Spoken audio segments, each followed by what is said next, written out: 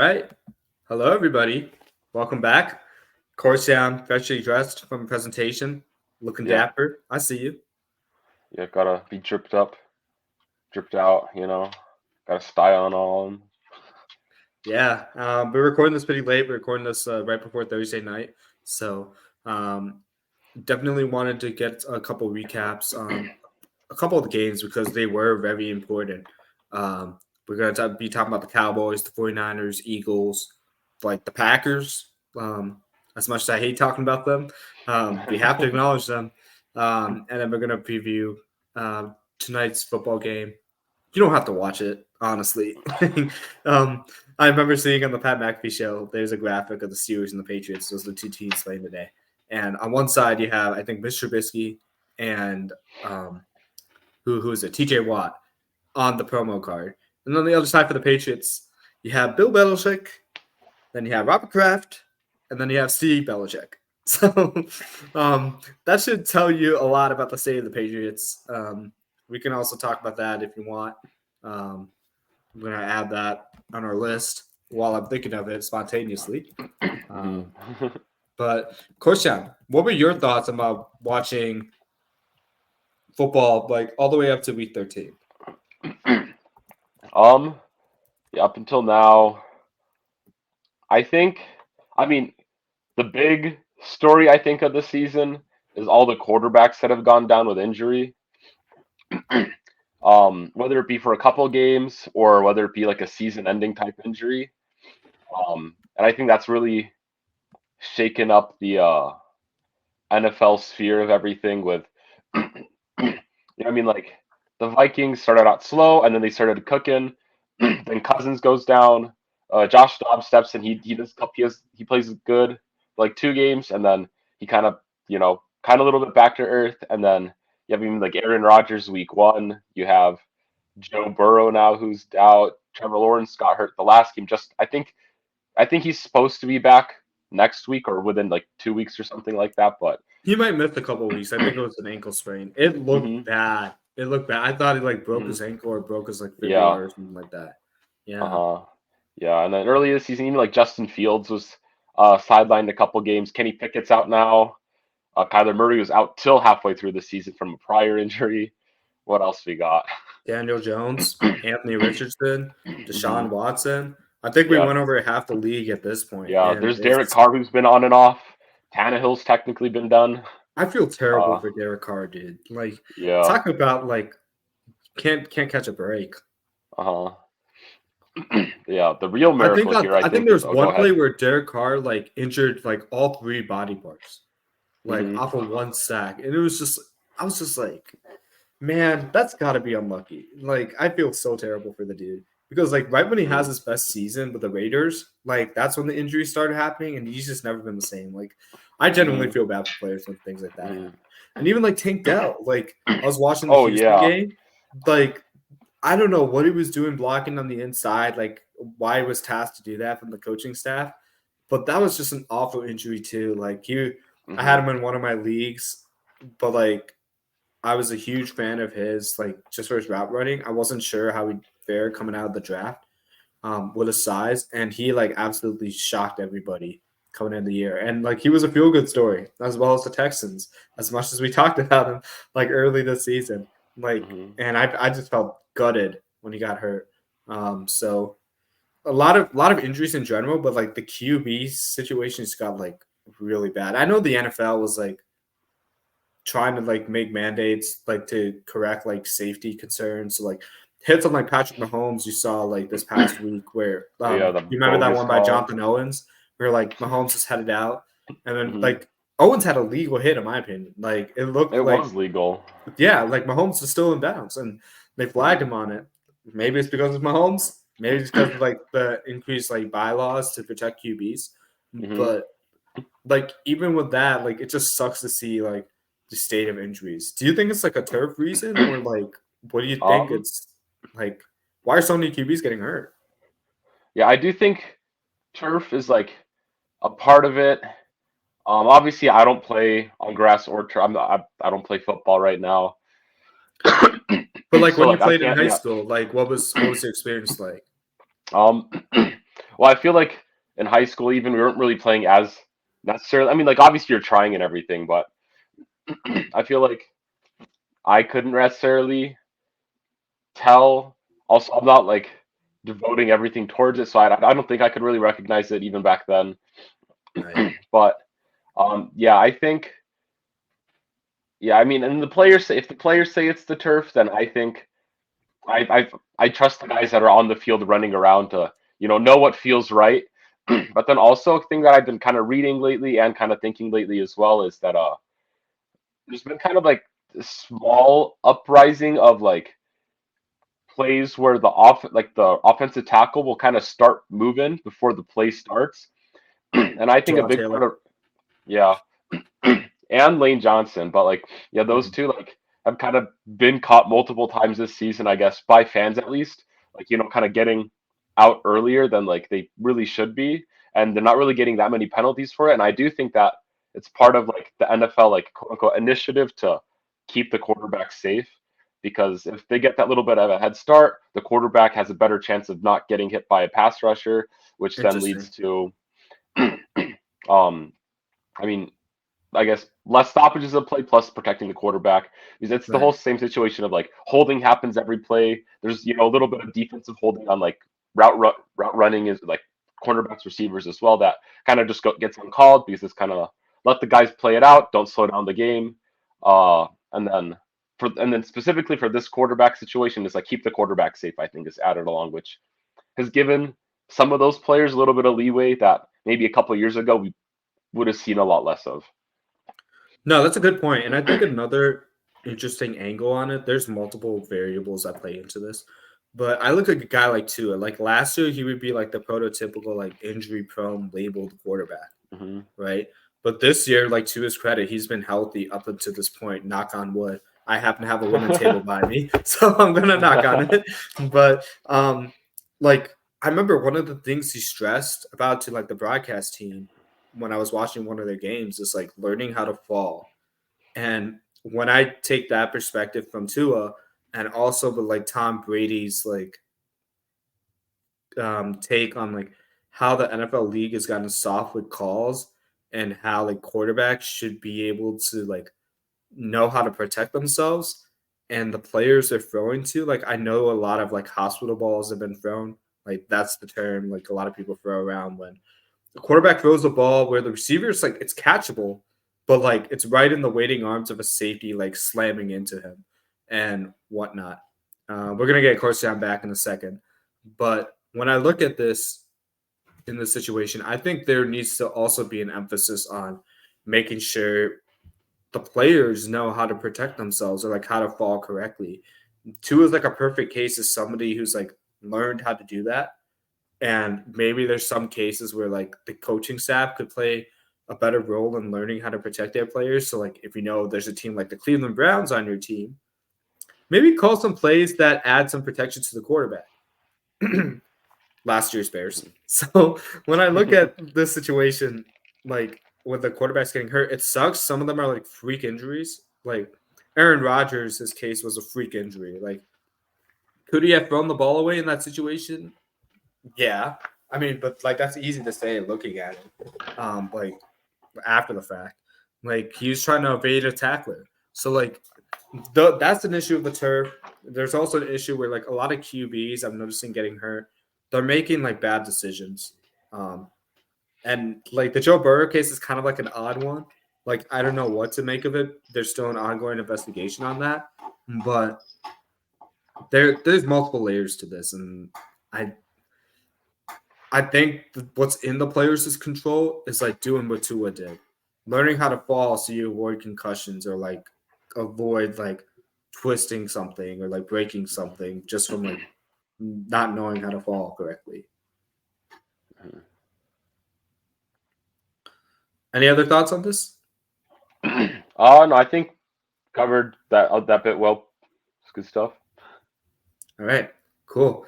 Well, we hope like it's not going to be the case this season. Like a lot of these guys are talented. Like I, Hmm. I had the Bengals going 15-2.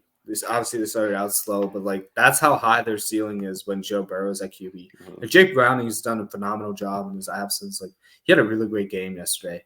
I mean Monday against the Jaguars, and Anthony Richardson like looked really nice. Like Deshaun Watson looked like he was just about to get in rhythm, and then when his shoulder started giving out towards the last few weeks he was trying to play on, like it added some context to why he couldn't hit some of the deep balls. And Aaron Rodgers, everybody wanted to see Aaron Rodgers play this season. It's possible it could still might happen. It's kind of ridiculous how like they opened up the practice window for him to return. Like that's just insane. I wonder what's going to be the end result of that. And obviously, for Aaron Rodgers' sake, I hope like he makes a smart decision when coming back based on how the team's doing and how, more importantly, how he's feeling health wise. But overall, I just hope all players get healthy there. Let's talk about some good news. We got the Cowboys, and I didn't think I'd be saying this. They are one game out of taking the NFC East from the Eagles. I don't know about hitting the number 1 seed now that we saw like San Francisco absolutely demolish the Eagles last week. But do you think the Cowboys have a ceiling this season? And if so, where do you think it is? I think this really is a time will tell type end of the season for the Cowboys because like up in like last week it was a close game against the Seahawks, which is probably the best team they've played in about a month. And so it's like because like the issue before was definitely like they sometimes lose stupid games to bad teams, which is kind of like the big knock on them. But this year they've been able to handle business, which has been able to keep them really tight with this, trying to get that number 1, at least in their own division. But I mean, you can look ahead at their schedule, and it's a bit of a gauntlet that they have, which I guess would be like the one concern you have with the Cowboys, right? Like, because I know they're facing the Bills see if soon, right? okay, I can't find the games, but so I know they have outside of like I think 1 week they play like a not so good team, which should be The Bills. Commanders. It's like They're the facing the Bills are Commanders. considered like a weaker team that they will be facing, and the Bills' offense looks like it is kind of like leaning towards a higher, and they've been scoring a lot more than they have in the past little too. Right. So yeah, I don't know. Commanders. That's their, I think, easy. That's their one game, like for sure they can win. You're kind of buffering there. Like I think you're like I can hear your audio, but your video is kind of behind. But I think it should be fine now. Corsette, Patient, you there? Okay, all right. Looks like Corson's still getting Commanders ready. are like their easy game of the rest of the season, while the rest of them, I think. You there, Cor? I found their schedule. Okay, go ahead and read their schedule. I think I have it up too, so I can read it as well if you need.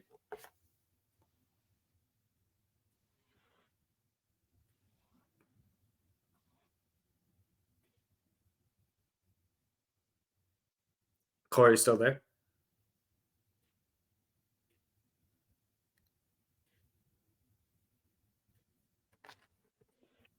Hello? Okay. Hello. Hey, okay, finally, we got Corson back. Okay. Yeah. Sorry about that little intermission in the podcast there. Yeah, I could hear you, but I guess my thing was still frozen. It's kind of weird. Yeah, might be a case with the Wi-Fi thing. I notice a lot of times when I'm streaming, I can't have anything else on, like running in the background. So like it's always tough. Like whenever I'm trying to stream or like download some of the games or like do something else in the background, it's very tough. So I had their schedule. I don't know how much you covered them. From what I gathered, I'll help like kind of get the viewers like back in the fold on what we were trying to cover. So hmm the Cowboys have the Eagles, the Bills, the Dolphins, and the Lions, and the Commanders on the rest of their slate. I think we both agree the Commanders are probably the most winnable game there hmm out of that slate.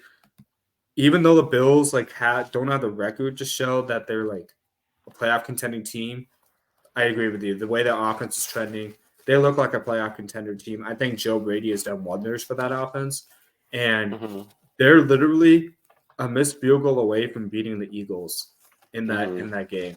And I, if I'm the Cowboys, I would not treat the Bills lightly. So it's gonna be tough for them to grab the division, even if they beat the Eagles, because they have to be perfect almost. I feel like, but the hmm Eagles do have a tough schedule in their own right as well, Yeah, like coming up. I So would it's say not it like wasn't as Cowboys have to hard go though. 5-0. Oh Yeah, no, no question. They have to face the Giants twice and the Cardinals. So yeah, the Cowboys have to hope for the Eagles to lose to the Seahawks, and that could happen. But that's hmm more like a Eagles 70% chance they're going to win, in my opinion. yeah, yeah, and so yeah, it'll be interesting to see kind of how this division shakes up. Uh, especially just with the Cowboys having four pretty much difficult games back to back to back, versus the Eagles just kind of two difficult games they've got left. But yeah, I They mean, can definitely knock off the Eagles some home field advantage, though, just by winning, beating them mhm, Saturday. Because the way the yeah, 49ers are playing, and we'll transition to this topic, if the Cowboys win, I don't think the 49ers are giving up that number one spot. hmm They look absolutely phenomenal. And hmm yes, I get it. They're a very top heavy team, but when these guys are healthy, like when Purdy's first of all healthy, makes a huge difference on that team. When McCaffrey's hmm healthy, Kittle, Samuel, Ayuk, Bosa, Young, Warner, like I can go on and on. Armstead, it's getting ridiculous how loaded this 49ers team is. And I didn't even mention Trent Williams. hmm yeah. Um, I think even from the start of the season, just looking at this question though, like 49ers have always been a Super Bowl contender, I think. Like, and it seems like every year they really lose minimal pieces and then somehow bring on like a really nice piece or two, where uh there's the whole Christian McCaffrey news, which is big a couple like 4 or 5 years ago, I think now. Trent Williams was the big deal that came over. Richard Sherman had even come over for like a season or two. Oh, Obviously we'll he's just not trade playing for this. Chase Young and just throw like a mid-round pick, for him Yeah, again. and so like the 49ers have been notoriously been able to just acquire elite talent, I think. I mean, I think elite talent want to go to the 49ers as well, which is pretty convenient for their sake. Obviously, veteran players that are wanting a ring go to a good team. It's kind of just how it goes, how it ends up being. And so, um, especially after just how the 49ers handled the Eagles and the Cowboys, I have a difficult time seeing which uh, team really has a shot. I guess, I mean, Lions are good, but I feel like Lions have been kind of up and down the last couple weeks, and so Lions can't technically. I mean, any of these NFC teams really can. These top tier NFC teams, I think, can technically win, but like 49ers are just like hard to find that like chink in the armor to really take advantage of. Uh, because it seemed like they got rid of their kind of lose streak early in the season, and so now it's like what they're just kind of firing on all cylinders right now. Eagles getting or signing what like Darius Leonard now, I think has Yeah. been a nice addition for them to keep them more competitive. I know they're down a couple of their like off-ball linebackers, and so that may have played. I don't know how much that played into effect in their game, but a 42-19 loss is pretty drastic, and I don't think it's you can't like sure an elite linebacker can help, but I don't think that'll fully cover like the 13-point differential or no like almost 23-point differential that happened between the 49ers and the Eagles.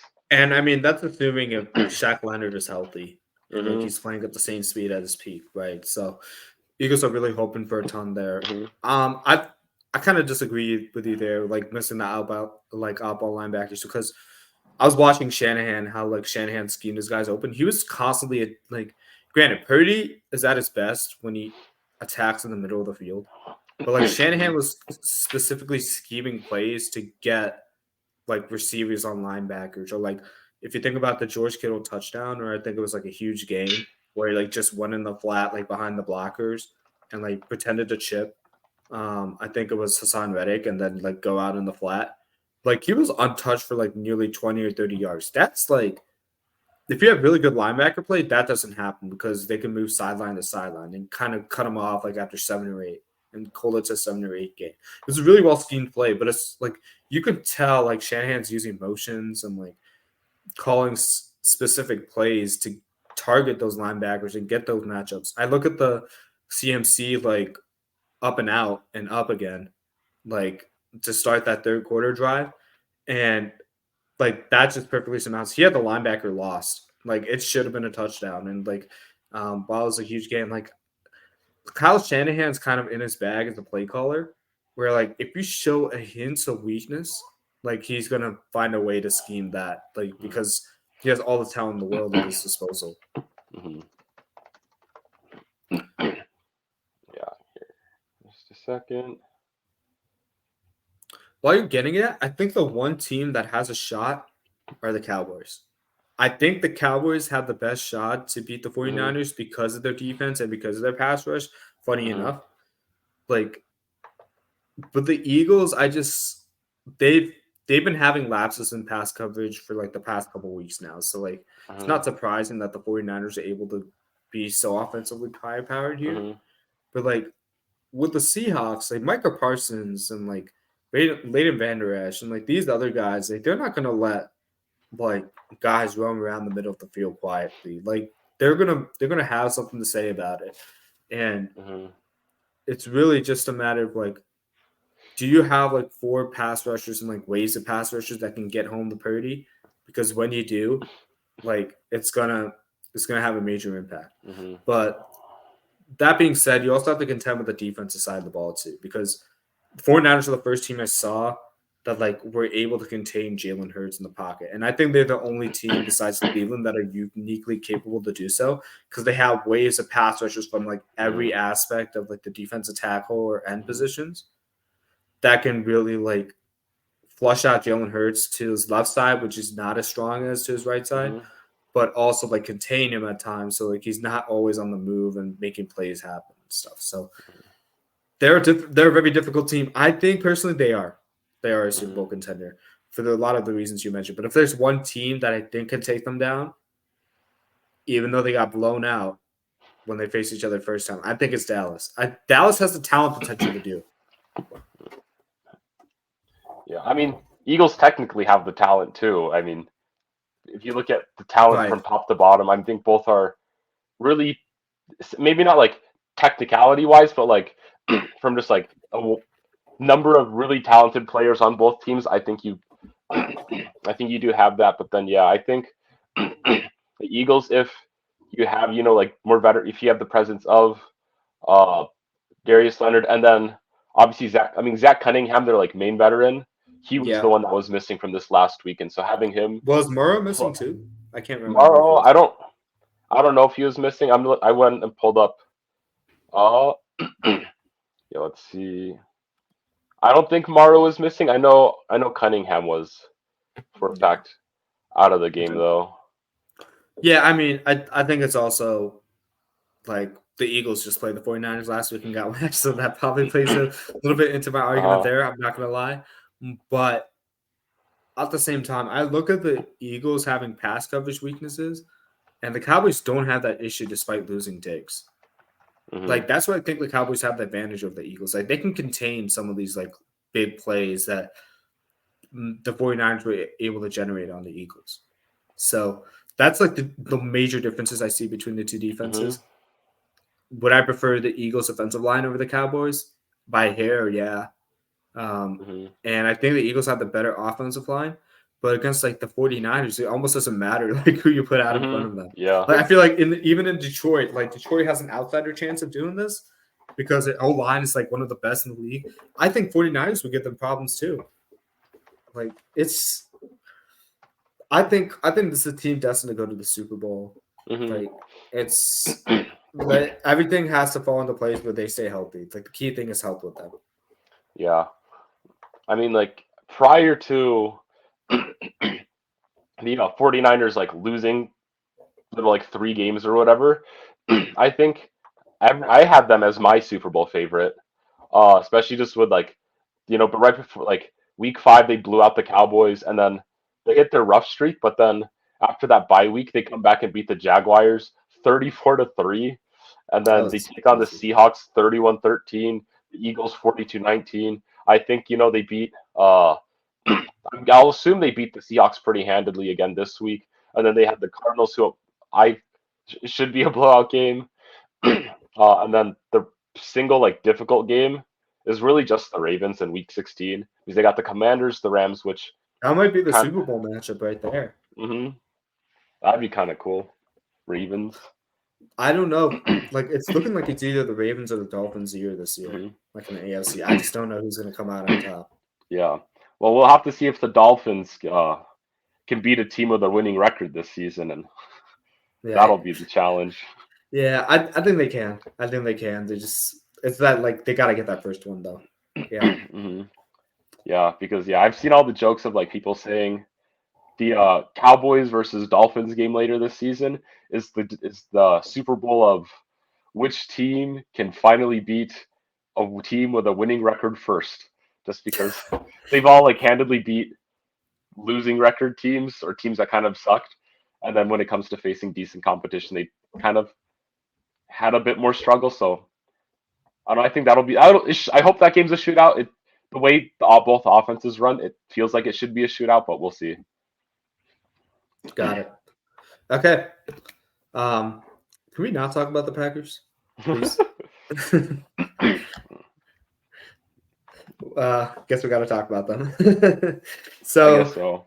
yeah, they had a really good game last week against the Chiefs. Like I think this is definitely a game where people are like, "Oh man, Jordan Love has made some strides, and the defense is playing well, and they got all this momentum. It seems like they're figuring things out, and they don't even have Aaron Jones back yet. He might be Hmm. coming back this week. I'm not sure if he's like fully cleared to play yet. And the receiving core looks like they're finally like getting on the same page. Um, Hmm. I don't know if Musgrave is out for the season or if he's out still on IR. I don't know Hmm. what that situation's like. Their defense has always looked good. Rashawn Gary's like been one of Hmm. the best pass rushers in the league. That's not talked about enough. Hmm. And overall, they looked really, really impressive. Granted, like as it is with like some games that come down to the wire all the time, like the refs just like I don't know what they were doing in that last minute of the game, man. Like it's just like they called one call that shouldn't have been called. Then they didn't call the call that they should have called. Like, and it's just like all over the place with their calls. And I'm like MBS, like if he gets that penalty, the Chiefs are have a much better like chance of like scoring on that play. Hmm. But like at the same time, like, are you really gonna call that hit on Jonathan Owens like on Mahomes? Like, it's Hmm. like because it was a legal hit, and I feel bad for it, and not to mention the Hail Mary. Like Travis Kelce got pushed in the back, like, and Hmm. the refs are gonna let them get away with it because it's at the end of the game. Like they don't really call that Hail Mary. It's kind of just like a scrum. Like you could foul people as much as you want, and the refs are not Hmm. gonna call it. Like so, Packers took advantage of the rules there. Hmm. It seems like games are still being called inconsistently. Hmm. But Yeah. regardless of that said, I want to give all the credit to Jordan Love. Hmm. Um, he's looked a lot less inconsistent as he's played. Um, and I think he's got a lot more confident in his processing and in the pocket awareness. That's really been something. And Christian Watson, prior to him getting hurt, Hmm. he looked like he was finding his stride as well. Jaden Reed, can't say enough about him. He looks dynamic. He could be the Hmm. number one on that offense very soon. Um, Dobbs, like I've already previously stated, like he's had less inconsistent drops. Overall, like really good on the Packers for trusting their young core and to like develop over the season, not be necessarily worried about the results. The winning has come Hmm. organically, and I think they did a great job like building an atmosphere around Jordan Love where he can take the leadership reins and he can Hmm. really show a skill set there. Yeah. Yeah, I think it's pretty crazy how this season, like amongst like just the things I've heard about the Packers, is that Romeo Dubs has like been the go-to like sure-handed player in terms of that Packers receiving room. Where last season his big concern was concentration drops. He's like the go-to like kind of just possession guy that is guaranteed to make the catch and get a couple yards for you each time you throw the ball his way. And then yeah, Jaden Reed, he's looking really good. Yeah, I think that he has a good shot at being that like number one. Like I mean, focal. Maybe he won't maybe line up at the number one spot all the time, but like uh, just his like playmaking ability, just like kind of being able to play basically all over the place on that Packers offense is what makes him so dynamic. Yeah, and so it's cool. And I pulled up our Packers predictions from the beginning of the season. Oh gosh, Uh, I don't want to hear this. yeah, so you had the Packers going 4-13, only Absolutely beating accurate. the Vikings, the Steelers, the Buccaneers, and the Bears once. And then I had the Packers going 9-8, so I might be right. That'd be kind of cool. I'm clearly a hater, guys. I do not like the Packers. Screw the Packers. Screw the fact that they're about to have 3 Hall of Famers. I I want that thing deleted right away. Yeah. The second I saw that the Packers were at that number 7 spot in the wild card, I'm like, Josh probably hates this so much right now. Like, Yeah, I want to I want the league to do an investigation on this. yeah. This is What was crazy. that? Yeah. Was you had the Bears getting second place in the division over the Yeah, Vikings and the Packers. yeah, Or wait. and the Oh wait, Vikings no, and and the Packers both have Lions. all. Oh my good. You had Yeah. them over the Lions. You had the Bears winning the division. Wait a minute. You had the Vikings at 8-9, the Packers at 4-13, Lions at 10-7, and then the Bears at 11-6. Like I said, completely accurate. No, I Granted, really going into yeah, the season, I really thought the Bears would take a step up. I was on the yeah, optimistic side. I thought this DJ Moore connection and Justin Fields would be enough where it would like transform the offense. hmm And I clearly undersold the defensive line being a weakness, and hmm that obviously injuries on the secondary played a role with this as well. hmm Um, but I definitely undersold the fact that the coaching hmm staff would blow games they shouldn't, and the offense was still inept, like to start the season, hmm and not building off of what worked last season. So that hmm was a big miss. I will say the Packers were a big wild card. Like going into the hmm season, we had no idea how to assess Jordan Love based on the hmm limited games played. But I think this makes it all the more impressive that the Packers were willing to ride through the inconsistencies over this upcoming season. I think looking at that division prediction, I think the least surprising team is the Lions doing well hmm because they built their team the right way and set that up to be hmm good. And then probably the Vikings were probably weird just because they won so many one-score games last year. hmm And that's just really hard to repeat. So like I knew they were going to regress. hmm I just didn't know how much.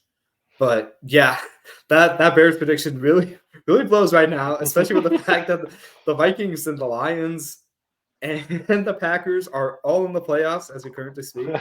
And the Bears are, although they're 2 games out of the playoffs, they're 2 games out of the playoffs. They're still like picking to the top 5. So definitely in a weird spot. But yeah, that doesn't look good on me. Yeah.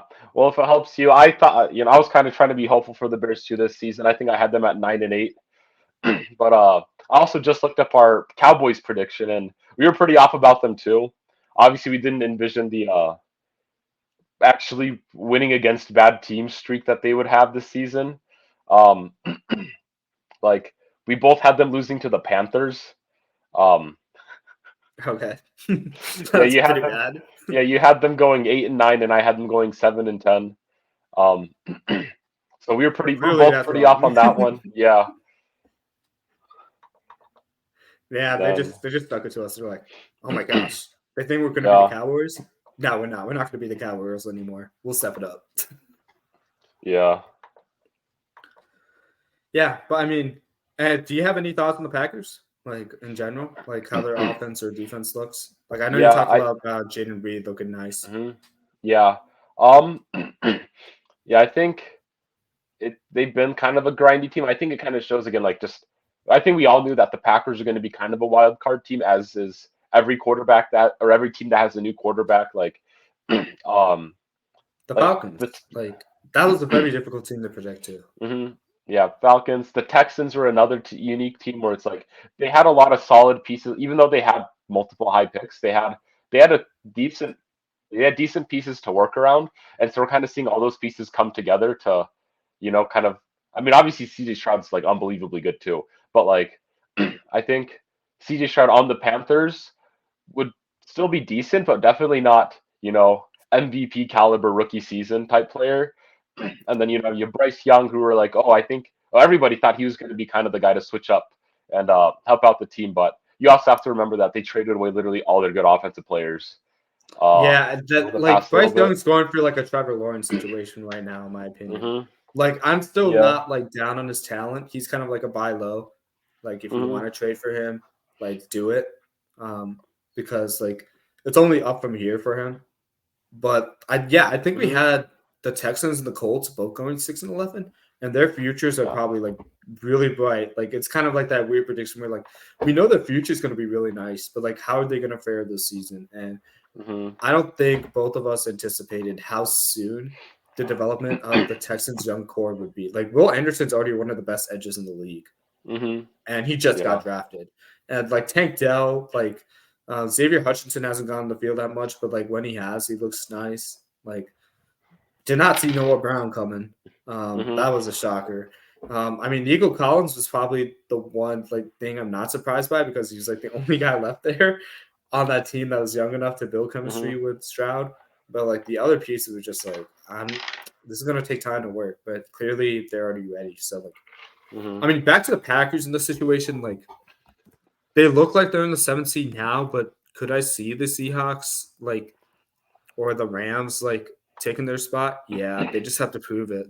Um, hmm and they do have better records in the conference than hmm the Packers currently do. So that's oh wait no sorry I am no that is the opposing teams they're facing that is hmm completely different.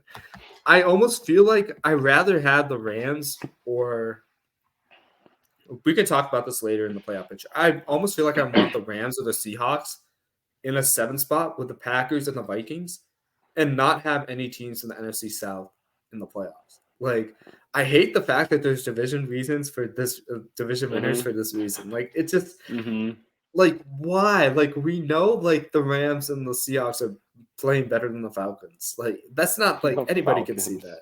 Like, Yeah. but like since the Falcons are winning by a game in their division, like they have the hmm advantage of like being in first place. And I was Yeah. just like, okay. hmm Yeah. Do we want to talk about the Patriots? Oh, for like 20 seconds. Okay, cool. Oops, you just That's our set. the 20 seconds. we, the, we shut the banner. yeah, the Patriots suck so bad, man. We say it like every week, but boy, they lost 6-0. Like I think the baseball game, like you'll have higher scoring baseball games on a regular basis than this Chargers Patriots game this last week. Golf was a more exciting sport for me to watch than this Patriots Chargers game. You watched that? I don't need to watch it to know the golf was more exciting. Like it's truly Man, crazy how awful the Patriots have been this season. I think more or less most of the team I think needs a complete overhaul.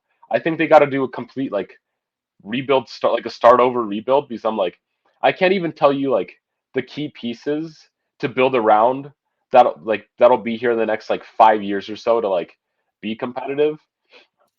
I mean, offensively, I get that. Defensively Yeah. has always been their strong suit, but hmm like I didn't anticipate how badly missing a number one wide receiver would tank this offense. Like their Yeah. best player is Ramondre Stevenson, and hmm all the credit to Ramondre Stevenson. Like that's a good thing for his sake that he is hmm that good and like relied on so heavily in this offense lately before he got hurt. But like hmm you had your chances for the draft and you just missed. Like the jury's still out in Keishawn Booty and Tyquan Thornton, but I am pessimistic that they'll be number one options. Booty could be. He could be. Mm-hmm. But like they passed on Justin Jefferson, they passed on AJ Brown. Like they've had multiple chances, and this hasn't been a Mac Jones issue. This has been a Tom Brady issue. Like they're really good at picking slot receivers, but Mm-hmm. like when it actually comes to boundary players, like I don't even think they drafted Randy Moss either. Like No, it wasn't. They didn't draft him. no, like they happened to get him by happenstance. And like it's just like you know the problem on this team, and you go out and sign Juju Smith-Schuster. He is Mm-hmm. not a number one receiver. Like Mm-hmm. just the team building aspect there, it's like really like it's really irked me. And I think that position group is like the major blame for the front office for not addressing it. And Bill Yeah. Belichick is not going to let him off the hook. I agree with you. At this point, I think it's with the upcoming quarterback class and having a lot of multitude of options to choose from. You got to take a QB here, like out of that class, and then just overhaul the wide receiver positions, except for Thornton, Douglas, and Booty, and try and get like wide receiver one options from your next picks and things like that. You can't tell me Juju is enough. Like I get it, Kendrick Bourne had his flashes, but like Mm-hmm. you got to take a risk and overhaul. Like I wouldn't. I Mm-hmm. think Hunter Henry is good, Yeah, but like like they need to change yeah. something. Something's not working with the way they're Mm-hmm. calling plays and the talent they have on the team. Like Mm-hmm. as far as like the passing offense, because it's been horrific. Yeah. And like, I mean, I understand last offseason, like there wasn't really that great of like a free agent wide receiver market. So it's like, and I think another issue is like the Patriots aren't a very like trade happy team in terms of like trying to acquire big name talent via trade, and they try to do a lot of development within the system. And so like I mean, because I mean, more or less, almost every player has their own selling price, and like the Patriots, I think over the last like 2, 3 seasons, really needed to like spend some of their assets. It's even like like a couple of their first rounders because they missed so many on them on just trying to I acquire just big think name they need talent. like a specialist scout for wide receivers, just for wide receivers, like just so they can get it right because they clearly are missing on like what skills a wide receiver needs for that offense Hmm. for to open up everything. Because I get it, they want to run the ball, they want to control the game, but you Hmm. need to have a passing offense to scare defenses off of like overplaying that, Hmm. and it's not designed well to compensate for it. That's another issue. I don't think it's a Bill O'Brien issue. Hmm. Like I mean, at this point, I wouldn't start Zappy. I wouldn't start Jones. I would give Malik Cunningham a chance. Hmm. See what you have in him. See what you have in Cunningham. What do you have to lose at this point? See what you have in Malik Right. Cunningham. Restart at the position and then go from there. Like I Hmm. think for Jones and Zappy's sake, I would hike it up to San Francisco Hmm. and just learn from Shanahan. Like Yeah. But also, if I'm the Patriots, I would kind of want to avoid trading any quarterback to the San Francisco system, just out of the fact that quarterbacks really do well there if a quarterback goes down. But I do think, yeah, like trading with Mac Jones, you might get at the very, very, very best. I think you could get like a fourth rounder, more close to like a late fifth to a sixth rounder. I think is what this like if I was a GM, that's about the value I'd probably give up for a Mac Jones. I would still take it. Honestly, I would still take it because they do well with like the lower Mhm. round picks, and you like at this point you already lost value at Mac Jones and Yeah. Zappy. You might as Yeah. well So like I'm go ahead and accumulate yeah. picks. Yeah. So I mean, even with the yeah, I'm not also denying the fact that they shouldn't trade it. I think they should still look to trade him just because get capital, and then with that capital, even if you don't, you could still trade that for another player that you think might fit your system better. But it's probably not a quarterback. Draft a quarterback high, please, Patriots. I mean, if you want to win, but They have so many options. Like I was hmm watching Michael Penix hmm last weekend. Looked hmm phenomenal. JJ McCarthy looked phenomenal. Like um, Jaden Daniels, like I'm hearing his name come around a lot more. Mhm. He like I haven't watched him play a lot, but I've heard great reviews on Mhm. him. Obviously, you have Drake May and Caleb Williams. If you can get your hands on one of those, that solves a large number of issues. But then you still have the receivers. They need receivers to throw it, so you have to resolve that. Yeah. Um, Well, luckily this is I I don't remember some names in particular, but I know that this upcoming receiver class is also supposedly pretty deep. And so I think like yeah, even I think the Panthers with their second round pick can still get a really high value wide receiver. I think they should get a wide receiver because their best receiver is Adam Thielen, who's just only going to get older. And after that, I have really low amounts of faith, even with Jonathan Mingo, in terms of like players. And if they get another stud, like you have either Mingo or your top pick, to become your guy basically. But right. yeah, but yeah, so No, yeah, I mean, it's tough for me to find a wide receiver too outside of Marvin Harrison, and this is a good thing because like there's so hmm many good options. Like you have Malik Neighbors, he looks really good. I'm gonna butcher his name. The kid out of Washington, Rome Odunze, he also looks really nice. Then the kid out of Florida State, Keon Coleman. Right now, I can't hmm decide which of those guys I would place in the number 2 spot. And in some cases, I think Malik Neighbors has been better than Marvin Harrison this hmm season. And that's like hard to say, like, because I was so set on like going into the season knowing like, okay, Marvin Harrison is going to be the best wide receiver in this class. If the Bears, but if you have Carolina's pick, take him. Like hmm that's an incentive right there. I still want the Bears to take him, but like if yeah, they go and pick Malik Neighbors, I am not going to complain. Like he is also a hmm really good wide receiver.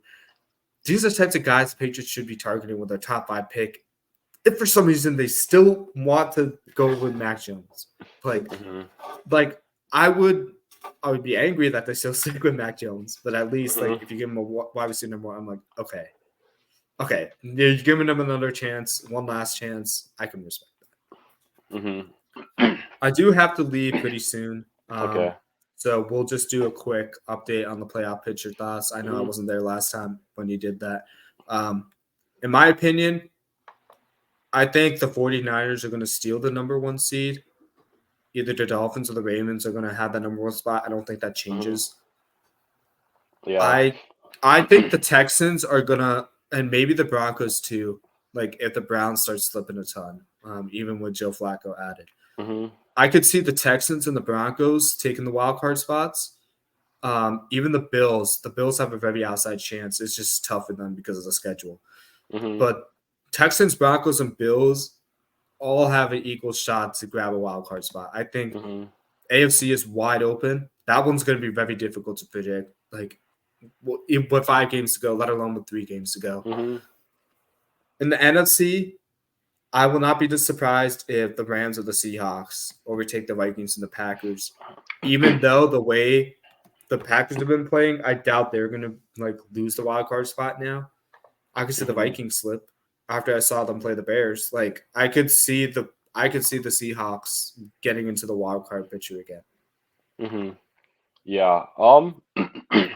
Yeah, let's see. Seahawks have a pretty favorable end of the season. They got Eagles, which obviously will suck, but then they have the Titans, Steelers, and Cardinals.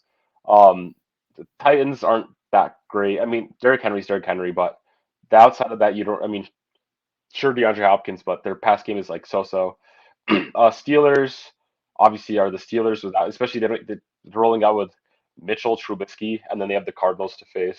So yeah, I think the Seahawks have a good shot there, and then going to the Rams, I know they have a hard game this week too. Uh, where I think they face the Ravens. Ravens. Yeah, it's the Ravens. They'll face the Ravens and the 49ers this season, which will be pretty tough games. I guess Saints could be a moderately difficult game. So yeah, this will be a really interesting end of the season. But I feel like this season, I don't think there's necessarily been like a maybe outside of the 49ers would maybe fall under this, but like no team feels like it's been unbelievably dominant this season. And what it's led to is kind of this like wild card race has been extremely competitive and scary. Where there's a I scenario. disagree. I think this is heading towards like Ravens and 49ers.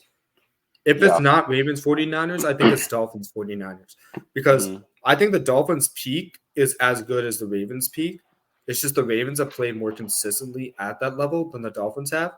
So which is why I'm a little bit more confident in the Ravens. Mm-hmm. But like you're right. For the other couple of teams, Chiefs included, it feels like they're all like hovering at that like next tier or like the wild card tier where it's just like been a bloodbath. Mm-hmm. Yeah. Always, I feel like within like the 3 losses that the Chiefs have had, it's been against, or not the Chiefs, the Dolphins have had. It's been the Chiefs, the Eagles, and the Bills. And so it's like, I mean, I guess now the Broncos fall under the you're better than 500 that you beat, but the Broncos also look like a vastly different team than they did Right. when they did allow 70 points to them.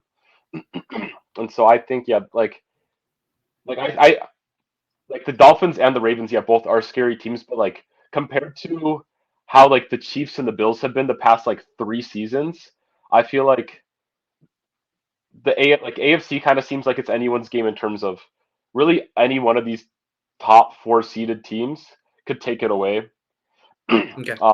And then, but then, yeah, I think the wild outside of the Cowboys, the wild card I think is going to be really, really intense. Where literally all 5 teams could very likely not make the playoffs.